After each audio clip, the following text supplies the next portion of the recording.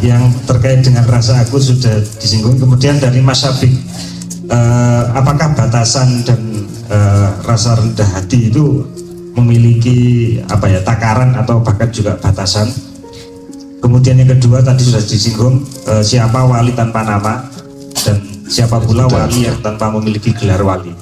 Ada batas kesabaran, terus apa batas kerendahan hati? Gitu ya. Sekarang gini, kerendahan hati itu dirimu kan ada berlapis-lapis, diri pribadimu, diri sosialmu, diri kemanusiaanmu, itu ya. Nah, batasnya adalah kalau sudah sampai ke diri kemanusiaanmu, mungkin kamu saya ejek, kamu namanya siapa misalnya? Syafiq, Mas Syafiq. Thabit, ya. Saya mengejek kamu sebagai Thabit, kamu sabar, ya. Sabar, rendah hati, tetap Anda pasor. Tapi begitu saya mengejek kamu sebagai manusia, kamu marah. Ngerti tak batasnya ini? Loh, ini loh. Aku ditelang polisi, misalnya ya, diperlakukan ngono iku. Begitu ngerti nek iki ainun najib, oh siap, ngono iku deh. Gak bisa ditilang, ngerti ya? Anggit aku seneng nih. Oh, jadi sing kok tilang mang sopo? Terus sing gak kok tilang iki sopo? Jadi kamu menghargai Ainun Najib, tapi kamu tidak menghargai saya sebagai manusia. Betul kan? Ah, itu batasnya di situ. Oke. Oh, dia sudah paham, Kira-kira ngono ya. Engko di omah dipikir meneh aja nurut lambat kon ya. Ya. Ada iki mandu-mandu penuh gak ngene aja. Mesti kate ngurusi sing Mojokerto ya. Kemudian dari Bapak Ari saking Bojonegoro ada respon dan sekaligus tadabbur bahwa Ma'iyah adalah ruang yang menampung segala yang ada, menampung segala apapun saja yang disampaikan selalu sesuai dengan takaran dan proporsi yang pas. Kemudian beliau juga mencermati ada fenomena pada diri Mbah Nun, ada misi rahmatan lil alamin. Pertanyaan dari beliau, bagaimana sebagai pribadi kita juga sanggup mengemban misi tersebut? Setiap orang punya frekuensi masing-masing. Kalau Anda belajar musik, ada belajar sound ya, sound science ya, ada frekuensi jauh, frekuensi dekat, ada frekuensi tinggi, ada frekuensi rendah, ada FM, ada AM. Jadi setiap orang kalau AM jangan pengen FM, kalau FM jangan pengen AM. Jadi sampean salah kalau ingin seperti saya. Bukan berarti saya lebih hebat dari Anda, tapi saya bukan Anda dan Anda bukan saya. Maka temukanlah frekuensi Anda, temukanlah daya jangkau Anda, temukanlah resonansi Anda sendiri. Pasti Anda rahmatan lil alamin sepanjang Anda menjadi diri Anda sebagaimana Allah maksudkan. Dan tidak usah dibantah kalau Allah bilang begini, nyuruh gini, ya sudah, itu yang terbaik bagi Anda. Perkara jangkauane nggak usah dipikir. Wong saya juga tidak pernah punya keinginan menjangkau jutaan orang juga gak tahu. Dan aku upama saiki aku berpengaruh nang sekian puluh juta orang, sekian ratus juta orang, aku juga gak mikir. Aku juga tak gagas, juga tak banggano, juga aku biasa-biasa ya. Pokoknya aku gak gumun lah terus apa ya. Gitu. Saya hanya takjub kepada kehendak Allah yang luar biasa. Ngono ya, Pak ya, bismillah ya. Soal frekuensi jelas, oke. Oke, kemudian ini yang kita tunggu-tunggu bersama dari Mas Samsul Mojokerto. Beliau tadi pertanyaan dari Bojonegoro soal Ma'iyah ini ruang yang bisa menampung apa saja. Tidak sehebat itu juga Pak. Sebenarnya kalau di Al-Quran itu ada namanya illalladzina itu banyak sekali. Selalu ada perkecualian. Jadi ruang-ruangnya Ma'iyah tetap tidak bisa menampung sesuatu yang dia tidak mampu menampung. Jadi misalnya kalau ada di sini pidato kok rodok terlalu garis, terlalu bidang, terlalu bangunan kurang ruang, pasti ada penolakan juga dari jamaah. Jadi tetap tidak segala sesuatu. Allah saja mengatakan illalladzina, kecuali.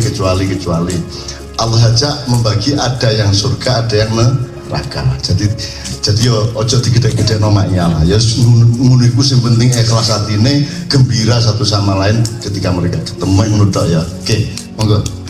Oke, dari Mas Samsul Mojokerto, diminta nikah tapi mertuanya sangat fanatik, sementara Mas Samsul sendiri tidak pernah atau mungkin jarang sholat. Saya terus harus bagaimana? Kemudian pertanyaan selanjutnya ini lebih dahsyat, menemukan kenikmatan mengerjakan sholat. Bagaimana saya bisa menemukan kenikmatan ketika mengerjakan sholat? Pak Musanil.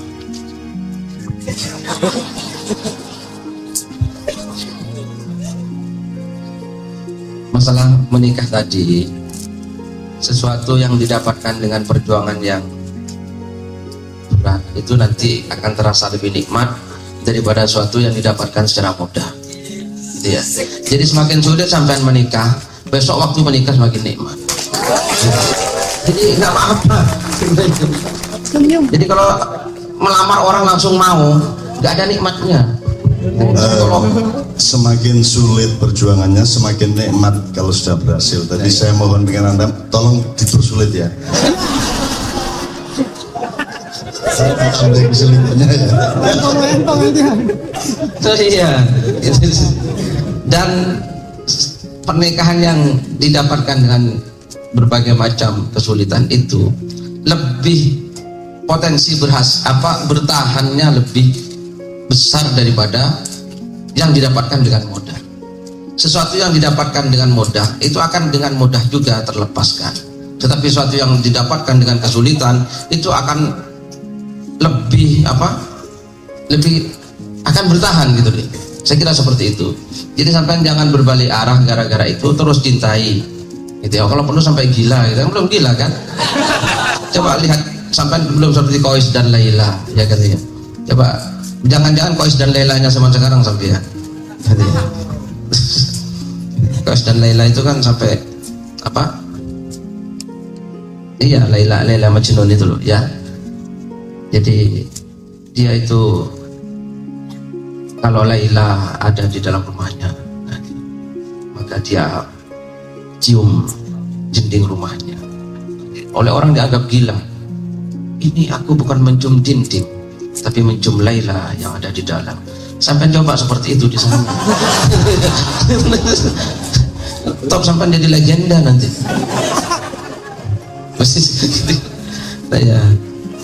Ya masalah sholat. Jadi sholat itu ini ketidakberhasilan orang dalam menemukan Tuhan dalam sholat itu bagian dari penemuan Tuhan juga. Ini maksud saya. Jadi kalau sampean itu sholat terus, ini loh, jarak antara manusia dengan Tuhan itu sebenarnya bagian dari Tuhan mengenalkan dirinya kepada kita. Jangan dikira orang tuh terus kenal Tuhan terus kenal 100%, nggak ada gitu ya. Jadi memang Allah Ta'ala itu selalu membuat jarak, dan penjaraan Allah terhadap kita itu bagian dari pengenalan Allah kepada kita, dan bagian dari pengenalan cara Allah memperkenalkan kita tentang siapa kita gitu loh. Kan man arafa nafsahu arafa rabbahu. Jadi itu harus dinikmati. Jadi gini, kalau sampai sholat gak husuk-husuk, ya wes rapopo. Itu jangan tuh berhenti sholat. Akhirnya, oh iya, pancen Allah tuh gak terjangkau. Maka saya gak bisa husuk. Ya. Kalau Allah terjangkau oleh pikiran saya, berarti saya akan husuk. Nah, ya wes, ya, itu sudah keberhasilan seperti itu. Bukan tidak berhasilan. Wah, aku sholat gak berhasil karena gak husuk. Justru orang yang menyangka sudah berhasil itu yang tidak berhasil. Nah begitu ya. Untuk hubungan dengan Tuhan, orang yang merasa sudah husuk itu justru tidak berhasil itu. Karena kemerasaan sudah sampai kepada Allah itu bagian dari ketidaksampaian orang terhadap Allah. Aku tekan, right? Itu justru ketidaktekanan. Justru orang yang merasa tidak tekan itulah yang tekan, gitu loh. Paham? Orang yang merasa mengerti Allah itu orang yang nggak mengerti Allah. Justru orang yang merasa tidak mengerti Allah itulah orang yang mengerti Allah. Kan Allah tuh orang tan keno apa tadi? Apa?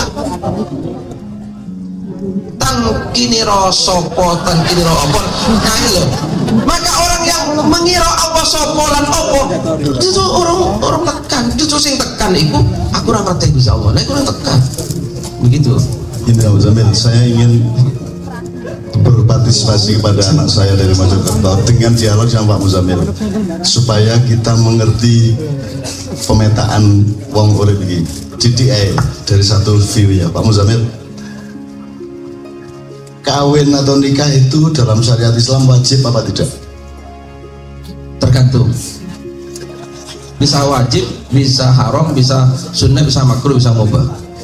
Ya, kalau wajib syaratnya satu, ada calonnya. Ada calonnya, terus dia mampu dan dia betul-betul keinginannya kuat sehingga kalau seandainya tidak nikah dia akan jatuh dalam perbuatan yang haram. ya oke.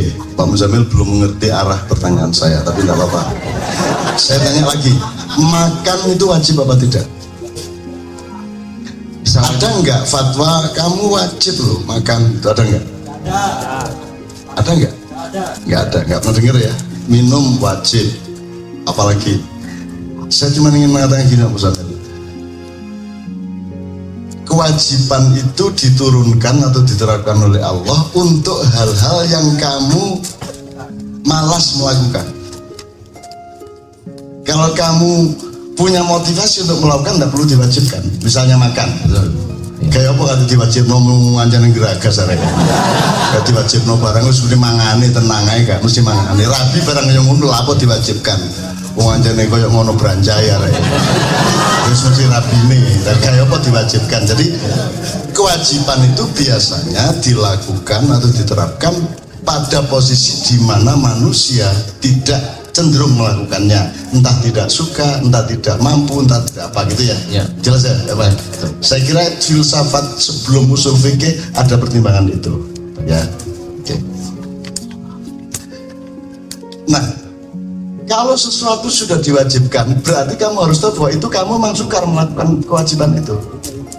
Jadi kalau yang pertama tidak perlu diwajibkan karena orangnya pasti melakukannya, kan tidak perlu diwajibkan. Jadi yang memberikan motivasi untuk melakukan itu adalah hukum alam atau sunatullah sendiri. Nah, kalau sesuatu diwajibkan karena dasarnya adalah orang itu tidak suka atau tidak cenderung, maka si manusia itu yang harus menemukan sendiri motivasinya atau alasannya.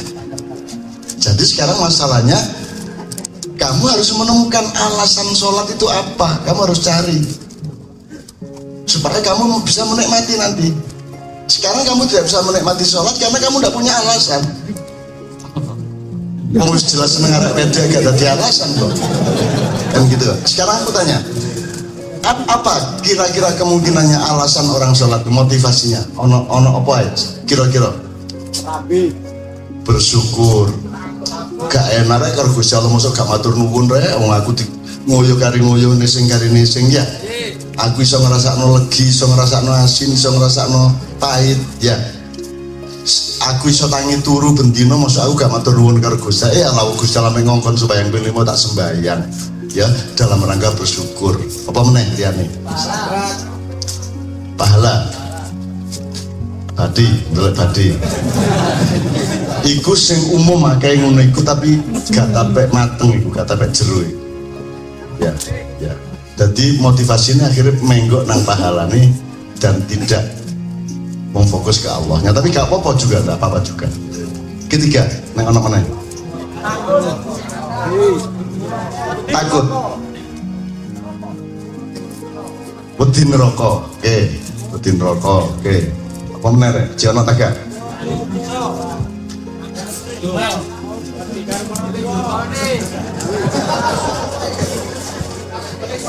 Wedi karo maratuwa. Gak wedi ya iya. Masuk.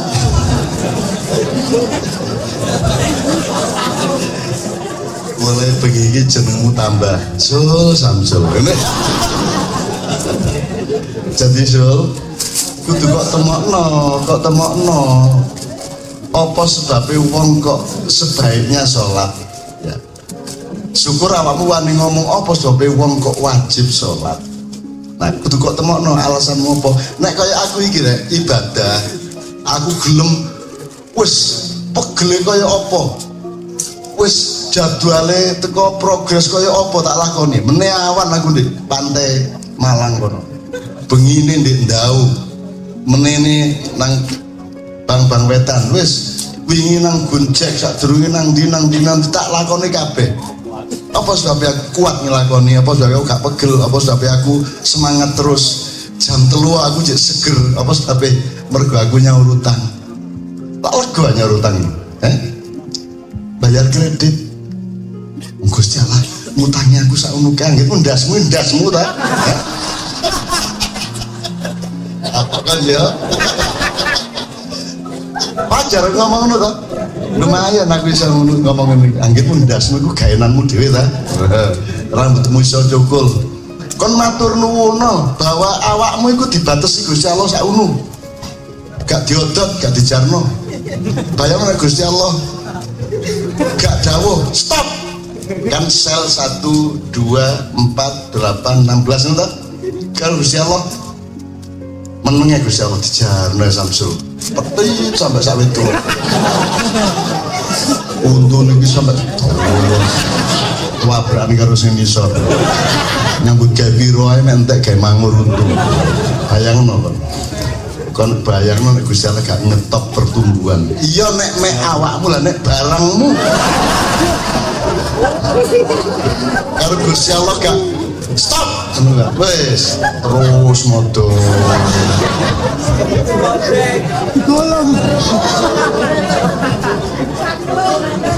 Kon turun di oma barangmu sampai di latar-latar.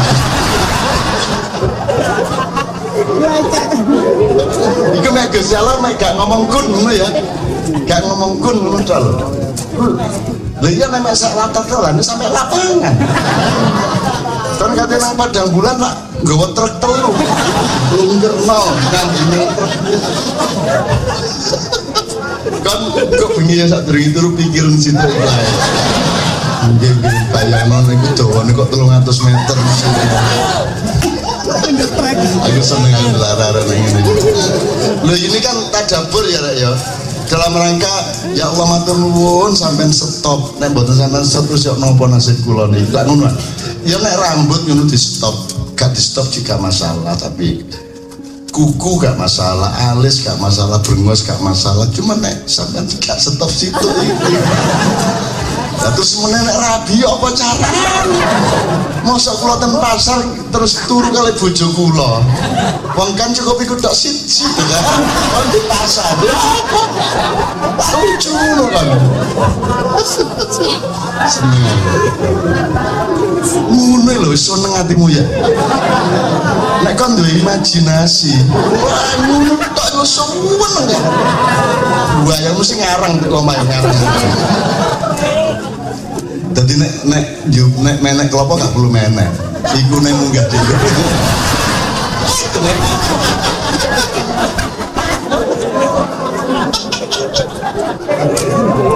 Yo pada majelis ndelotek. Enggak diring-ring karo Pak Yai. Yo opo iku pengajian kok ndelotek koyo ngono. Terus arek jawab bos arek CTV jawab niku seneng pengajian, niku makian. Maknyan kowe lho niku jan niki sinau bareng nggih. Sinau niku kudu sinau napa mawon nggih teletong nggih barang niku. Cak Nun yo apa kiai kok ndelodok lho niku sanes kiai niku Cak Nun. Saniki pun asal gelarannya Mbah Cak Nun.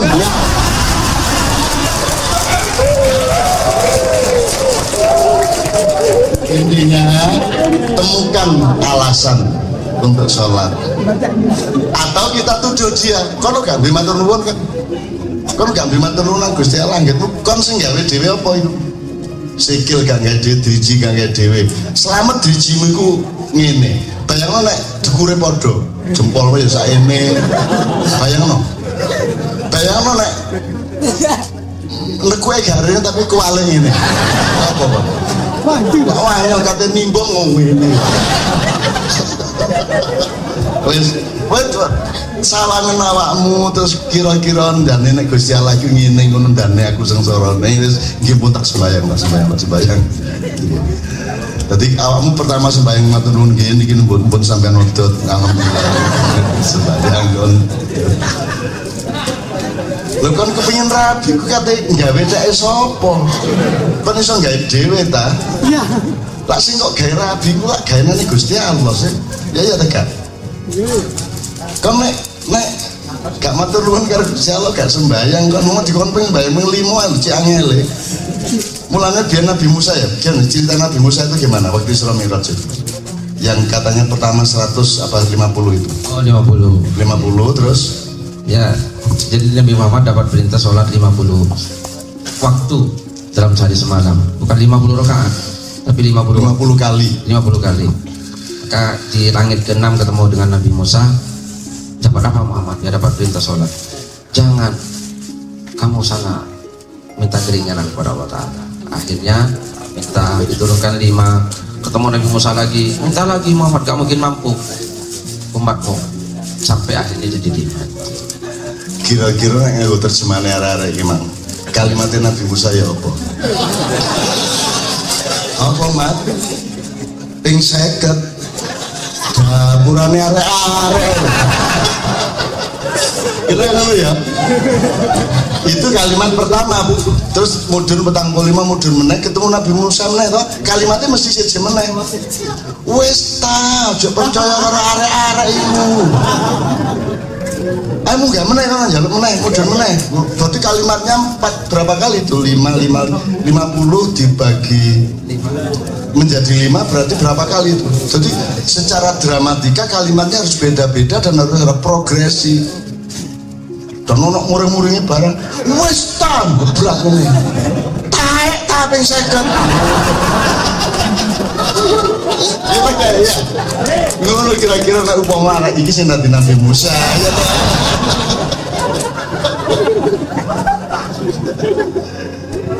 muga-muga iki buka ya Raya ya sing penting awakmu duwe motivasi lha ya apa meneh sembayang iku dadi bahan ngersulane calon mertuamu ya wis sembayangmu kok repot sih mediluk tok ae lho.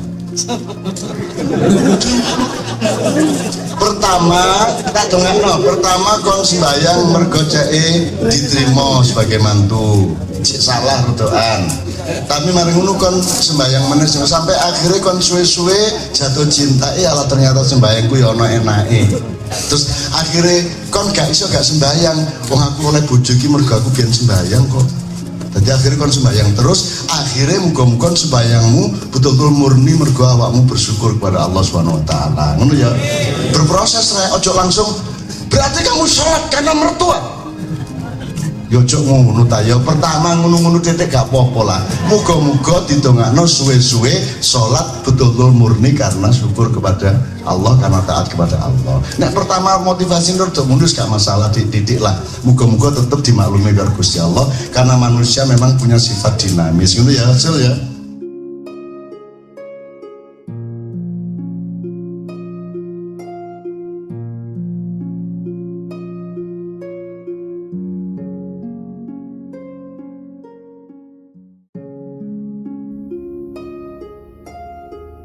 Assalamualaikum warahmatullahi wabarakatuh.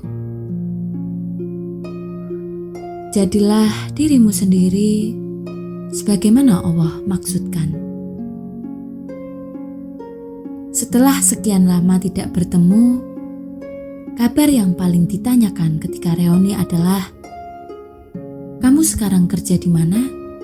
Sambil diam-diam kita menilai kira-kira seberapa kaya dan sukses teman kita itu. Pertanyaan utama di benak orang tua ketika menerima rapor anak adalah, "Anak saya ranking berapa ya?" Pertimbangan utama ketika mencari sekolah buat anak adalah seberapa unggul sekolah dibandingkan sekolah yang lain, atau kadang kita dengan kejamnya membandingkan anak dengan saudaranya Kamu kok nggak bisa berprestasi kayak kakakmu itu? Dan lusinan contoh respon otomatis mental yang selalu membandingkan dengan orang lain. Kompetisi dengan orang lain adalah sumber ketidakbahagiaan. Banyak orang tidak bahagia sepanjang hidup kita bersaing dengan orang lain dengan segala upaya, dan seringkali hasilnya kalah pula. Kalaupun menang, hati kita tidak puas dan mencari lawan tanding yang lain yang lebih tangguh dan kalah lagi. Begitu seterusnya. Kita selalu ingin menjadi orang lain atau ingin menjadi seperti orang lain yang diinginkan diri kita. Dan bersaing dengan orang lain itu adalah salah satu fundamental dari kapitalisme yang merusak dunia. Orang berlomba-lomba untuk saling mengungguli dalam perlombaan yang semakin tidak ada batas. Yang menang berbangga diri dan bahkan berlaku sombong, sementara yang tersingkir memendam iri dan ketidakrelaan. Tuhan memang menyuruh untuk berlomba-lomba, tapi harus dalam rangka kebaikan, bukan cari profit, dan sesuai bakat dan kecenderungan masing-masing. Dan bagi tiap-tiap umat ada kiblatnya sendiri yang ia menghadap kepadanya. Maka berlomba-lombalah dalam membuat kebaikan. Surat Al-Baqarah ayat 148. Semua orang dilahirkan dengan bakat dan kecenderungan masing-masing. Itu adalah bagian dari nasib. Maka kenalilah dirimu dan temukanlah bakat dan kecenderunganmu, dan berbuatlah yang terbaik dengan fadilah yang diberikan kepadamu. Tidak masuk akal berkompetisi dengan orang lain untuk membanding-bandingkan dengan orang lain, karena setiap orang diciptakan berbeda, dan sesungguhnya kompetisi dengan orang lain inilah yang menghancurkan kehidupan. Kata Rasulullah, orang yang beruntung adalah orang yang keadaannya hari ini lebih baik dari kemarin. Beliau mengajarkan kepada kita untuk kompetitif, tapi kompetitif dengan diri sendiri. Jangan mengukur kemajuan dengan membandingkannya dengan orang lain, tetapi bandingkanlah dengan dirimu sendiri. Dan sejatinya orang yang sukses adalah dia yang berlomba dengan dirinya sendiri. Dia menikmati apa yang dia lakukan, terus-menerus melakukan perbaikan, dan melakukannya dengan totalitas. Man arofa nafsahu faqad arofa rabbahu disebut berulang kali dalam berbagai kesempatan, baik itu di Maiyahan atau kajian umum para kiai kondang Nusantara. Secara harifah, semua juga sudah tidak asing dengan artinya. Barang siapa yang mengenali dirinya, maka ia akan mengenali Tuhannya. Tetapi mengenali diri yang bagaimana yang akan mengarahkan kita mengenal Tuhan, Sang Maha Pencipta, dan bagaimana cara kita untuk mengenali diri ini? Pertanyaan ini yang terus mengiang-ngiang dalam pikiran saya. Meski sebenarnya Mbah Nun adalah sudah memberikan clue bagaimana cara kita menemukan jawabannya. Memang tidak sudah memahami atau bahkan langsung mengerti apa yang diucapkan oleh Mbah Nun. Para marja, Ma'iyah maupun para kiai Nusantara lainnya dalam kajian tertentu, apalagi saya tidak hadir secara langsung pada acara tersebut melainkan hanya hadir secara virtual, tentunya energi kebarokahan ilmu akan berbeda jika hadir langsung on the spot. Namun kami berpegang pada prinsip sederhana ala Ma'iyah. Wes gak usah dipikir, rungokna ae ben mlebu ning atimu, mengko Gusti Allah sing ngatur kowe iso paham dhewe. Begitu yang sering saya dengar. Mbah Nun sering mewejang agar tidak perlu khawatir apabila kita tidak paham akan apa-apa yang disampaikan oleh siapapun mengenai ilmu. Dengarkan saja dan biarkan meresap dalam hati hingga Allah sendiri yang mencahayai kita agar paham akan ilmu-ilmunya. Butuh waktu yang tidak sebentar bagi saya untuk memahami kalimat di atas. Selama ini, saya hanya berpikir secara dimensi, memahami manusia sebagai makhluk Tuhan yang harus tunduk pada ketentuannya, menjadi pribadi yang soleh, mengerjakan amalan-amalan, menjauhi larangan dan semua tentang tugas manusia secara ritual ibadah. Lalu entah dari mana saya seperti mendapat ilham untuk memecah kalimat mengenali diri mendiri, kata-kata yang lebih mudah saya pahami. Istilah PDKT atau pendekatan seolah menjadi trigger untuk lebih memahami makna kalimat man arofa nafsahu faqad arofa rabbahu secara ruang. Biasanya kita menggunakan istilah PDKT ketika sedang kesengsem pada lawan jenis, baik calon pacar, suami maupun istri. Dari istilah ini saya mencoba untuk merinci apa saja yang harus dilakukan ketika sedang menjejaki seseorang. Contoh paling sederhana, mengenal namanya, alamat rumah, sekolah atau bekerja di mana, siapa orang tuanya, hingga kegemaran orang tersebut sampai mendetail pada karakter dan kepribadiannya. Selama ini, kita sangat antusias ketika berusaha mengenali orang lain, apalagi gebetan yang menjadi target utama pujaan hati. Kita berusaha mencari tahu banyak tentang orang tersebut meski belum mengawali perkenalan. Istilahnya sudah browsing terlebih dahulu mengenali seluk-beluk orang yang akan kita tuju hingga sangat paham hal-hal detail tentang orang tersebut. Walhasil, ketika berada tepat di depan mata, kita sudah sangat tahu apa yang harus dilakukan untuk mempersiapkan strategi rayuan gombal agar hatinya luluh dan mau menjadi pasangan kita. Seandainya strategi PDKT tersebut juga kita terapkan untuk lebih mengenali diri sendiri, kira-kira apa yang akan kita dapatkan dalam kehidupan ini? Pernah saya mendengar obrolan Mbah Sujiwo pada acara Kenduri Cinta, kalau tidak salah, tentang seringnya kita sowan ke guru, orang tua, atasan, menteri maupun sowan ke presiden. Tapi kita lupa untuk sowan ke diri kita sendiri. Mungkin inilah yang disebut bagian dari mengenali diri sendiri. Saya mencoba mengamati beberapa teman, bahkan juga saya pribadi dengan teknik PDKT ini. Kebanyakan orang yang tidak memahami dirinya cenderung trader dan ceroboh dalam menjalani kehidupan. Mereka kurang pandai menakar dengan mengukur kemampuan diri, cenderung gerusa-gerusu serta gampang kemerungsung bin kemaruk melihat dunia. Orang akan condong pada ambisi dunia, seolah dia tidak akan mati karena tidak paham apa tujuan hidupnya. Belajar mengenali diri menjadi saya memiliki tolak ukur pribadi, memahami kelebihan dan kekurangan diri, lebih berhati-hati dalam melangkah serta mengambil keputusan. Selain itu, menjadi diri ini lebih disiplin karena kita paham kapan waktunya ngegas maupun ngerem. Kapan saatnya menikmati dunia sekaligus mempersiapkan akhirat. Saya menjadi lebih kagum terhadap risalah yang dibawa Kanjeng Rasulullah ini. Bagaimana tidak bangga kita dididik untuk menjadi pribadi yang profesional, yang notabene sering diagungkan oleh orang-orang barat sebagai bagian dari gaya hidup mereka. Coba kita amati kehidupan orang-orang barat yang serba tertata, terukur dan punya target. Bukankah itu Islam sebenarnya? Namun mirisnya, gaya hidup profesional ini masa belum merata di kalangan umat Islam sendiri.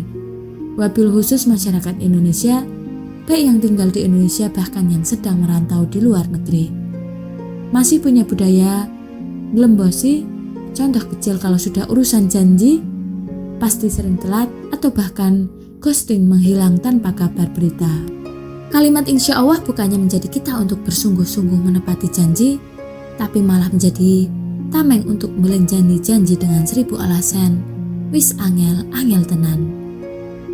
Kemampuan PDKT terhadap diri sendiri akan mengarahkan kita pada ilmu takarub illallah. Semakin kita paham siapa diri kita, secara otomatis akan meningkatkan sikap eling lan waspada. Alangkah indahnya jika kaum muslimin bisa berbenah diri hal kecil, tidak hanya koar-koar jihad atau teriak-teriak membela Islam karena adanya dugaan penodaan agama oleh kelompok lain. Padahal justru kita sendirilah yang sering menodai Islam. Sekian yang dapat kami sampaikan. Man arofa nafsahu faqad arofa robbahu. Semoga kita semua termasuk yang mengenali dirinya, maka ia akan mengenali Tuhannya. Wassalamualaikum warahmatullahi wabarakatuh.